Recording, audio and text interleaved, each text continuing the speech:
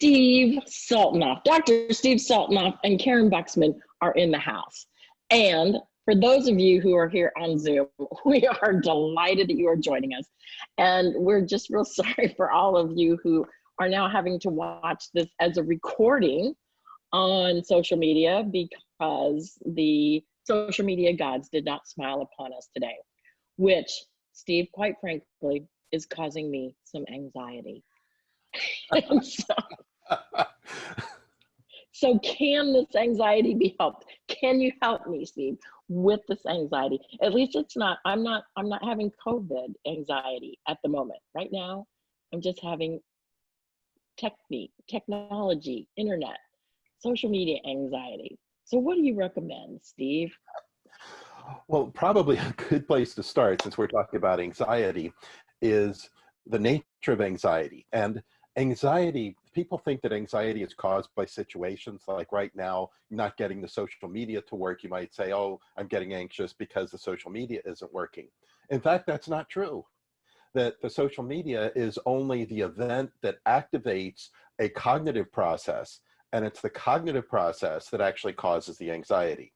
We know that that cognitive process has to do with the belief that I must perform or else something bad's going to happen.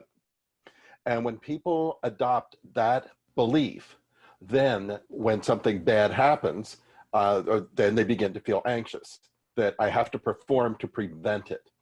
Now, when people feel anxious, there are a number of strategies that they use to manage the anxiety. And the management of anxiety is not the cure, but just a management style. So for example, distraction is one thing that people use. So right now I'm talking to you, and as I'm talking to you, if you're really listening to me, then you're not thinking about the technology that wasn't working, Right. And your anxiety will be going down. Right. So that's distraction. And that works very well in the short term as a management strategy, but it's not a cure. And some other things people use would be something like escape. So when the technology wasn't working, you might have wanted to just get up out of your chair and walk out of the room and get out of here. Yeah, so escape is another strategy. And we also have the strategy that you, Karyn, employ most of the time. I employ most of the time, and most of our colleagues employ most of the time. And that strategy is a performance-oriented strategy, which is to perform at a high level to manage anxiety. Feeling anxious is one of the most motivating of all emotions, powerfully motivating. And it's motivating because we don't like to feel anxious. Feeling anxious is very unpleasant. So we'll do a lot of things to not feel anxious. Well, what do people who are very successful do with their anxiety? They perform. And as they perform, they feel less anxious. And in fact, one of the things that I've experienced in my practice is many people, men in particular, but women too, reach about the age of 50, 55 maybe, and they report not ever having felt anxious. And all of a sudden, they're having severe anxiety or even panic attacks. Well, it makes a lot of sense, because what they have always done is perform so that they wouldn't feel anxious. And they performed so well that they kept the not performing at bay. But at about that middle age of 50 or so, lots of things begin to happen. You're not as skilled. Not happen, sorry. Yeah, okay. So you may not be as skilled as you once were, or as fast as you once were. You can't do as much work as you once could.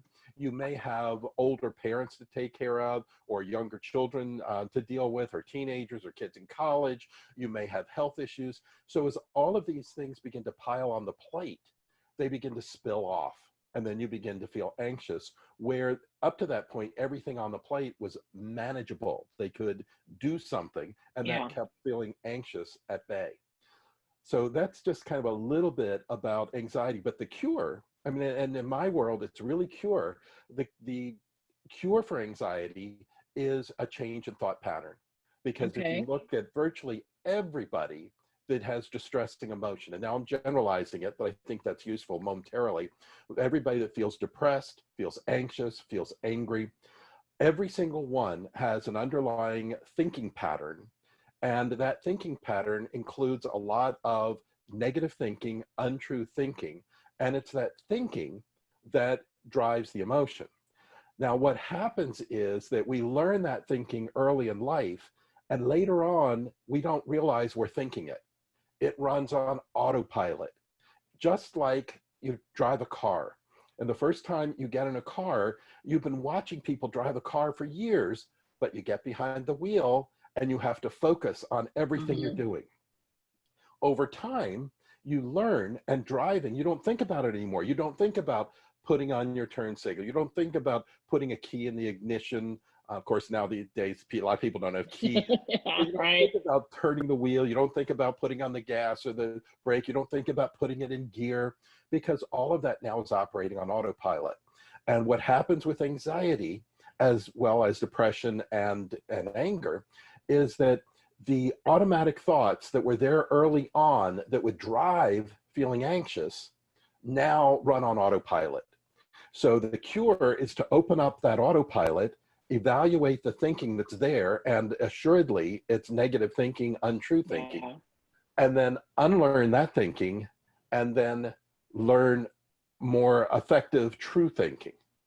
So, but that takes a lot of work. Just like driving a car. Now I drop you in. I was going to drop you in England, but I think right now I'll drop you in New Zealand. It's a little safer. Oh, yeah, I like that. And so now you're driving on the other side of the road. So you have to unlearn all of those patterns that run on autopilot in order to drive on the other side of the road. So now you're thinking constantly about making a left turn, making a right turn, going into a traffic circle. Right. High cognitive capacity. Exactly. And you're not only learning the new skill, but you're fighting the old skill. Yeah. You're fighting the autopilot. So the same thing is true with feeling anxious. You have to identify what the old skill or learning is, and then you have to learn the now effective way of viewing the world, which will diminish feeling anxious for the most part. And then you're left with anxiety that is biologically really helpful, because in the end, the reason we feel anxious is for survival. That feeling anxious is about motivating us to protect ourselves from a perceived threat. In our modern society, many of those threats are just not really threats, like public speaking. People say, they're afraid of public speaking, they get anxiety about public speaking. There really is no survival threat to public speaking. And we are not genetically born with genes to be afraid of public speaking. We learn that. And if you learn that it's scary, it's a threat, you can unlearn that. On the other hand, there are some biological genetic threats that are not learned along the way, but are genetically encoded for us to be anxious about. Anxious about an impending storm. You're watching well, actually that would be the other way. I'm sorry. Let me move to fear for a moment. The genetic encoding is really about fear. And that is, we are genetically encoded to fear a sudden change in our environment. We're genetically encoded to fear a loud noise. We're genetically encoded to fear some sort of large animal coming at us. And so that is part of the reptilian brain. And that's where fear lies. And with feeling anxious, anxiety is not about the immediate threat, but it's about a future threat. And so it can be modulated with the mammalian brain, the cerebral cortex, the higher level of thinking. But you have to be able to access that higher level of thinking. And that's where humor comes in. Oh, thank God. Because this is getting heavy. You're kind of wondering, when's he going to get to when's he going to get to the humor part? So, right. So, So when we look at humor, particularly now in a crisis, and we have a crisis that in fact is life-threatening. And if it's immediately life-threatening, then we are afraid. If it's life-threatening in the future, in maybe a semi-distant future, then we feel anxious. And that part of feeling afraid, that being really terrified, I think you can use humor, but the receiver won't get it. Okay. And so using humor with somebody who has just contracted the coronavirus and they are really afraid of dying may not be able to receive humor, because what's happening to them psychologically is that cerebral cortex is not functioning as well. The body is relying on the reptilian brain, which is the instinctual brain. It's that Right. autopilot, but it's not learned. It's automatic, genetically encoded. Right. So humor doesn't access that. So in the immediate part of the crisis, when fear is present, it's really hard to use humor. And that's why we see often that there's a delay between the crisis hitting and when humor may be appropriate. And by appropriate, it's more like humor will be received. Once you get to the anxious stage, then what's going to happen is anxiety is highly motivating and you will be motivated to do something. So what are people doing that are anxious about the pandemic? They are washing their hands a lot. They are Yeah. wearing masks when they go outside. They are social Right. distancing. They are Right. hoarding because they're afraid they're going to run out of food and supplies. Toilet paper. Toilet paper. I haven't seen a roll of toilet paper on a shelf in our stores for about 3 weeks. Honest to goodness. So they're in that stage. And in that stage, if they have moments where they are not engaged in that performance, they may be receptive to humor. If they've gotten to the point where they've done what they can do, they've gotten all their supplies and they're hand washing and they're doing the social distancing and feeling less anxious, then their receptivity to humor goes up. And that becomes a time when an individual can get humor more readily. One of the challenges we as humor professionals face is that how do you know this person is that far along that spectrum versus another person? So Yeah. when we look at humor at a societal level, you send out funny things, some people are going to really connect to them and appreciate them, and some people aren't, depending on Right. where they are on that fear to focus on anxiety, performance, getting things done, and to having done what they can do and letting go of some of that anxiety. Right. Right. I mean, in those instances, I think it really depends a lot on one's, would you say, emotional intelligence of knowing and having the empathy and the understanding of where that other person is at the time. Absolutely, absolutely. In fact, when you mentioned emotional intelligence, one of the top characteristics of someone who's emotionally intelligent is indeed empathy. And mentioning empathy, it's important to distinguish empathy and sympathy. Empathy is when we understand the other person. So it behooves us as humor professionals to understand where the other person is, understand how receptive they might be. Sympathy is when I feel what you're feeling. So my sympathy for you is you tell me how sad you feel, and I go, oh yeah, I really feel sad for you, or I'm upset for you, or I'm angry for you. That's sympathy. That's my emotional reaction to you, as opposed to my understanding of Right. your emotional experience. Yeah. Yeah. I remember as a nursing student, them explaining that to us early in my student nursing, and at first I just didn't get it, but later you recognize that, from an empathetic perspective, you can help that person still, but if you are sympathetic, it will often affect your ability to really do your best work and to serve them best. So that's a great point. So for people who are like, oh my gosh, I don't know if I'm anxious, I don't know if I'm fearful, all I know is I'm just feeling crappy right now and I want to feel better. It's because there is this loss of control, and I don't know, I guess the time frames differ. I mean, for some of us, a lot of the folks that I know are watching this right now have had major changes in their job situations. Mm-hmm. The speakers and the coaches and the trainers and other kinds of people. Well, people in general. I mean, good grief, what over 6 million people so far to date, as we tape this, have applied for unemployment. You know, there's just shifts everywhere. Shifts is happening. Shift happens, man. Shift happens.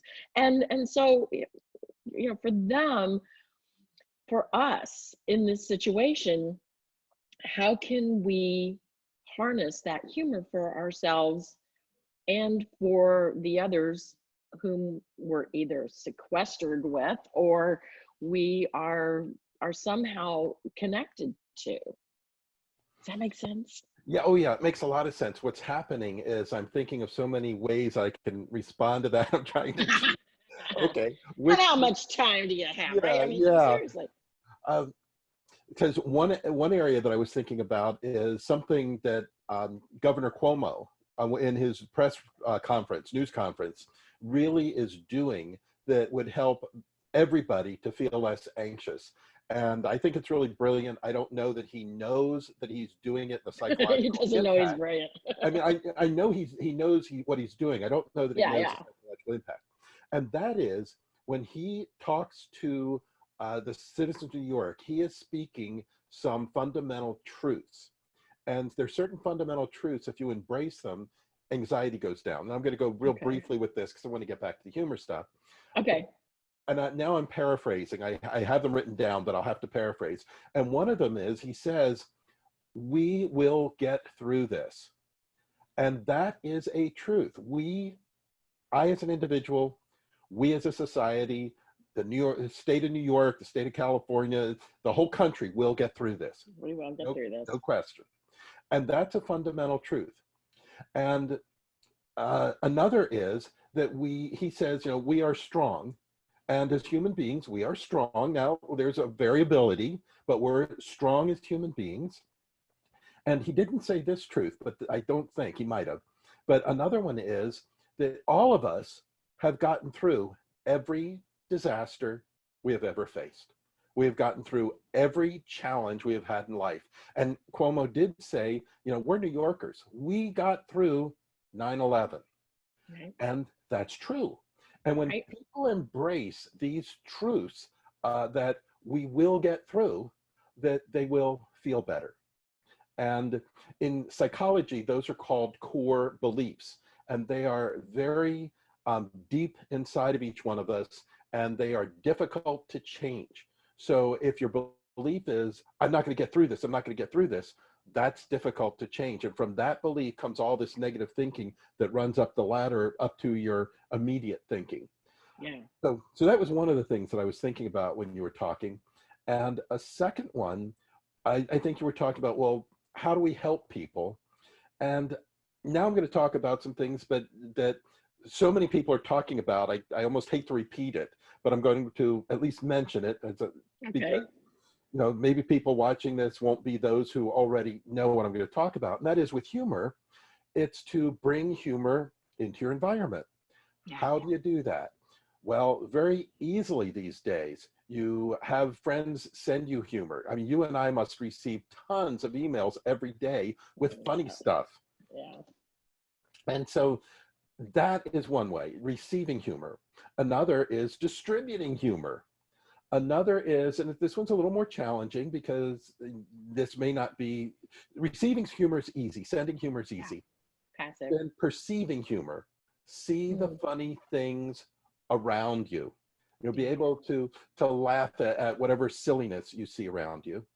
That's good. And we all know that humor is a social lubricant. So it brings people closer together. Another thing, of course, would be like you and I both like Big Bang Theory. Yeah. So we might be watching Big Bang Theory because that's bringing humor to us. Now, what I'd like to do, if it's okay with you right now, is talk to the health impact of those humor experiences. Is that okay? Sure. Okay. So when we look at humor, in my world, there are 3, maybe 4 huge health impacts. One I was just alluding to, and that is that when we use humor, we have that social bonding. And we know that when people are connected and belong, they feel better. We just feel better. And that's genetically encoded because those who bond and connect have a higher survival rate than those who don't. And that's from, cave person days. But as you've heard me talk about many, many times, humor has three specific health impacts. And I'm going to start with laughter. When you Okay. experience humor, you may laugh. And when you laugh, in terms of the crisis, the pandemic, and anxiety, deep, heartfelt laughter is a physical activity, but it also creates a physiological reaction. So the Right. physical way of reducing anxiety and stress with laughter is that your muscles contract and expand and contract and expand as you're laughing, which is relaxing physically. Yeah. You're oxygenating your blood because you're breathing more deeply. Right. And of course, and probably some of the people that are watching know about serum cortisol, that cortisol Right. is reduced with deep, heartfelt laughter. And cortisol is the hormone that's injected into the body to power the body to take action. So when you feel anxious, you get cortisol because that helps you to go out and do what you need to do to address the threat that you perceive as serious in some way, and that triggers your feeling anxious. So with laughter, we get the benefit of the muscle contraction and the reduction of serum cortisol. And one other thing would be the pain reduction. Tolerance to pain is increased with deep, heartfelt laughter. So perhaps somebody who is positive right now for the virus might find that laughter reduces pain that they're experiencing associated Nice. with the virus. Whether it does or it doesn't, it won't hurt, Right. Right. at least as far as I know. So we've got the physical part with the pain. And then in terms of the emotional part, feeling anxious, distressing emotions such as feeling anxious or depressed or being angry can be immediately replaced when we experience the emotional component of humor. And as you know, I call that mirth. So Right. people experience mirth, they feel joy, they feel pleasure, they feel uplifted, they feel delight. And the distressing emotions and mirth can't occupy the same psychological space. So in those moments, feeling anxious dissolves. How Yeah. long? I don't know. Maybe 2 minutes, 5 minutes, 10 minutes, an hour. But for however long that it lasts, you get relief from the distressing emotion. Yeah. And then the third health benefit that we want to be looking for, especially now with this long-term being isolated and not being able to do our normal stress reducing activities, our fun activities. The third component is the cognitive one, that when you experience humor, you can experience a shift in cognition, which I use the term wit to describe that. Yeah. What I'm talking about here, to a great extent, is perspective, that humor offers perspective. And right now we're getting so many, at least I am, cartoons on perspective. The toilet paper cartoons Oh my offer a lot gosh. on perspective. And one of my favorites, you probably know, I'm an avid garage sailor. Oh, And that's right. yeah, and right now I'm not getting to do my garage sales, which Mhm. is one of my favorite activities of the week. So one of the cartoons that I received in the last couple of days has somebody opening up their garage and it's filled with toilet paper. And the caption reads, coming soon to a garage sale near you. And so it's what that humor does is begins to make you shift your thinking about how silly it is to be overstocking and how upset we might be about not having toilet paper. You know, Right. there are alternatives. And so that when we shift the cognition, we shift the emotion. So we add perspective. And as I was talking about early on, that our cognitions are the drivers of our emotions for the most part, with the exception of some of those reptilian brain instant emotional reactions to encoded threats. Almost all of our emotional distress can be traced to cognitive process. And humor extends our cognitive process. So as I was talking about that, I thought about one more thing. So if you have a question, I'll stop, but otherwise I'll roll with it. Or you keep it for any of you who have questions, if you want to put them in the chat. And in the meantime, Steve, I'm just going to let you keep rolling, baby. Just like that toilet Okay. paper, you just keep rolling. Okay, so let me talk about something else that happens with crisis. And while I've kind of known about this for years, it's only in the last week that I've really put this together. And it may be useful when we talk about when to use humor and people's receptivity to humor when we are threatened. And I mean big threatened, like this pandemic. What happens to us as human beings is we contract. And we contract physically. Our physical resources begin to contract, and our mental resources contract. So what happens is our thinking becomes much more narrowly focused. I am thinking about, where am I going to buy my toilet paper? And when you tell me a joke, I'm busy thinking about, where am I going to get my toilet paper? I'm not hearing what you have to say. I'm not really listening, because my brain is contracted to do what I need to do to address the threat to ensure my survival. Right. So we now have contracted thinking or convergent thinking. Yeah. And then for people who create humor, they tend to be very creative individuals. In order to generate humor, you have to be able to think outside the box, unless you're a cat. And then you don't want to think outside the box. So as humor professionals, we think outside the box. Our style of thinking is divergent. We are looking at the same thing as everyone else and seeing something different. And when we look at being in crisis, we are in a converged state.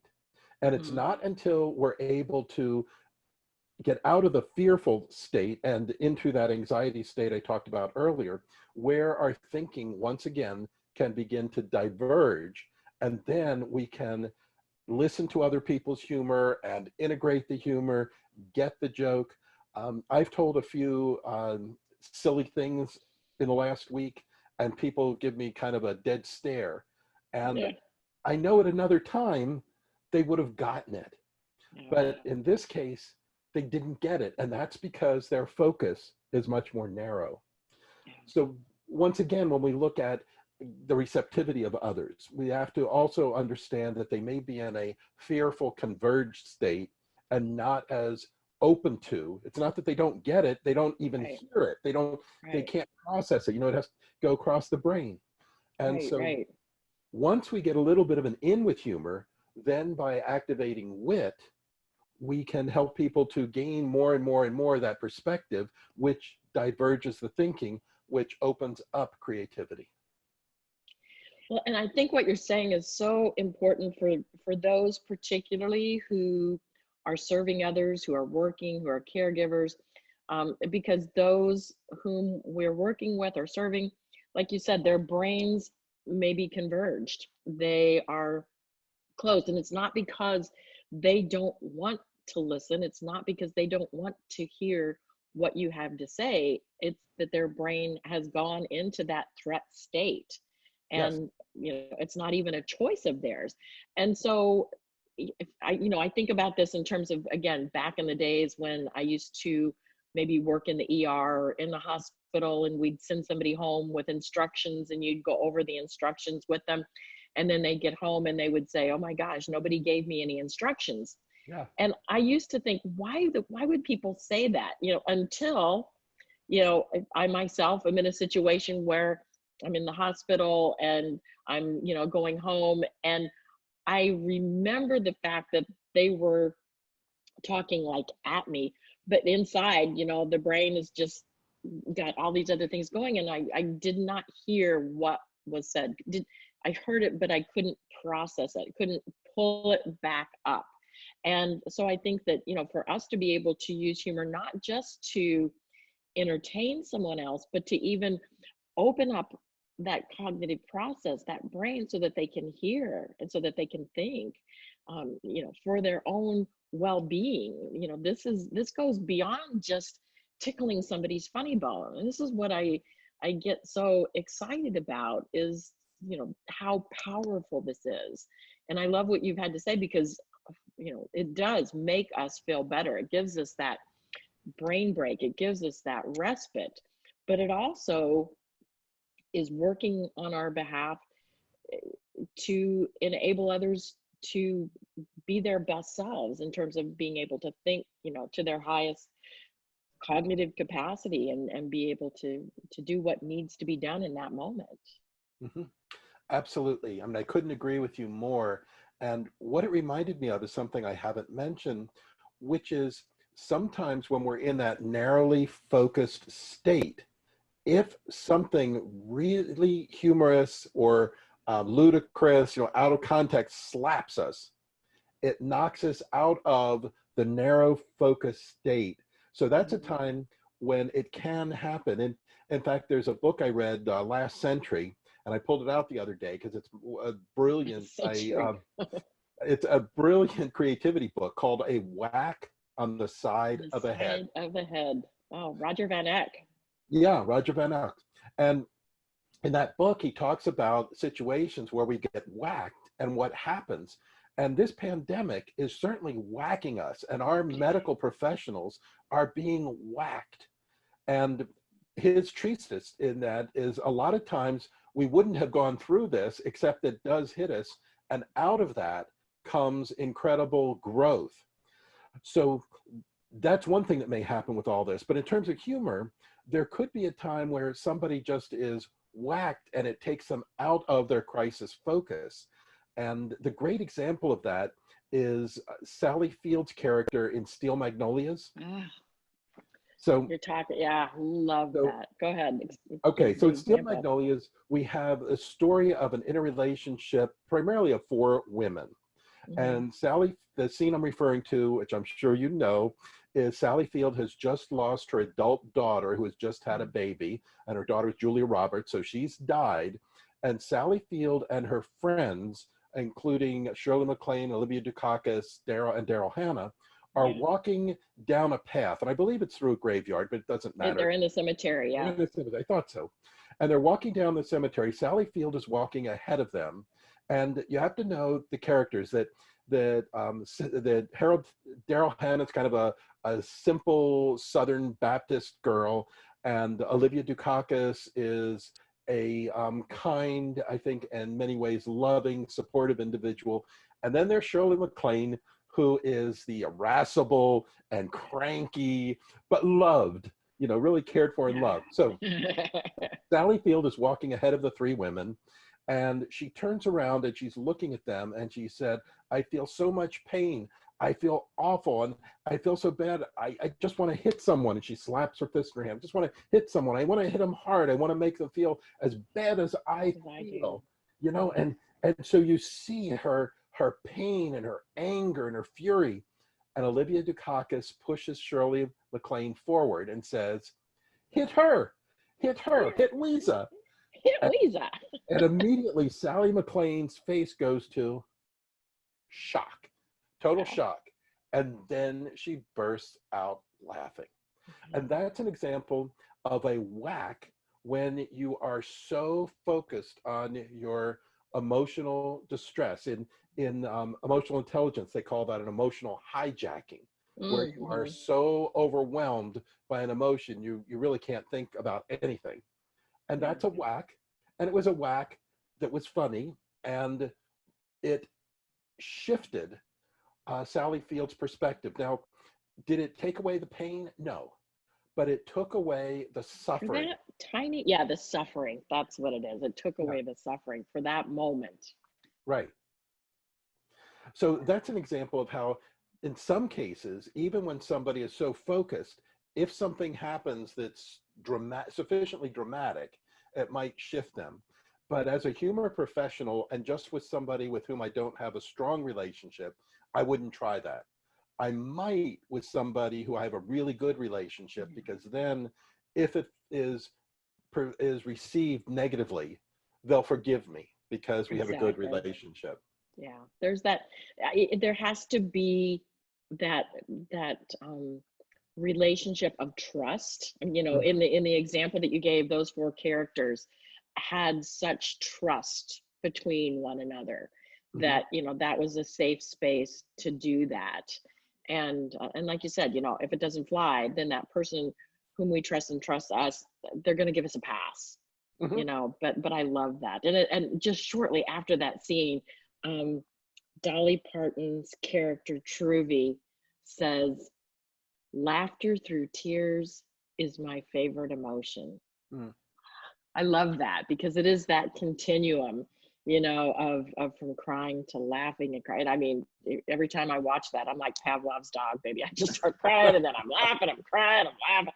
And it's very, very cathartic. So, I mean, these are such great examples. And I think that, for for me, the biggest aha over the years has been that these are such powerful things that you're talking about, and they are within our power to apply. Yes. It's not out of our locus of control, it's not in someone else's hands. We have the power to make that decision as to, can I employ this? I was telling, I think it was yesterday on one of my Facebook Lives, just having an evening where it's like the end of the day, it's just been one thing layered on top of another, and it's Groundhog Day after Groundhog Day after Groundhog Day, and feeling like we haven't made any real progress, and tired and discouraged. And so, we sat down and pulled up a random funny movie and watched Birdcage. Hmm. And, within moments, the suffering was alleviated. Had the situation changed? No. Was there still COVID? Yes. Is it like, but in that moment, we could be healthier, we could be happier, we could be more connected, um, and we had the power to do that. And so that's what I get excited about. Yeah, and not only do we have the power, but it's so easy. It's short. It's simple, and it can happen within 10 seconds or 2 minutes or Yeah, an hour and a half movie. But yeah, with humor, I mean, we can offer humor so quickly, and it is so potent. yeah, So it's I just marvel at how much of a healing part it could be of the community if people were to embrace more humor. Of course, there's a great deal of it going around, which I think is so healing at this point. yeah, The yeah. more it spreads, there's a virus. Let's hope it spreads real widely. The Right. humor virus. Well, to kind of turn this upside down, and because I was asking myself the question over the weekend, is humor a nicety or is it a necessity? And I asked myself, what would our current situation look like? What would this COVID crisis look like if there were no humor? Mm. I think that this world would, I mean, it's really hard for me to even picture, Hmm. because this has played such a huge pivotal role in people connecting and in people dealing with their stress, and then they're communicating with others. And so I think that there is, a silver lining in this crisis. And I think there's a pony in here somewhere, in that, that we are able to see that humor really is making a difference. And so for those who are watching this, we are very sincere when we encourage you to, it's an oxymoron, take humor seriously, for yourselves and for those whom you love, for those whom you are serving. um, Steve, you are such an icon in this field, and I am just so truly grateful and humbled to have been on this journey with you for so long. And so for those who want to be in Steve Sultanoff's fan club, you can't be president because I've already got that position, folks. But for those of the rest of you who want to be in Steve Sultanoff's fan club, where's the best place to connect with you? Well, people certainly can go to my website if they want to get a lot of jokes and stories and funny things, as well as some of the articles I've written. And there's an article there that I've written on humor in crisis. It's 2 pages, Mm, fairly simple, and there are no click throughs, there are no nothing, no any advertisements. So that's one place. And then people can certainly reach me by email if they wish. And my email address, I have many. So if you already have an email address, know that the one you have is fine. But I'll give the one today as Steve, Steve, at humormatters.com. And it's humor spelled the American way, HUMORMATTERS.com.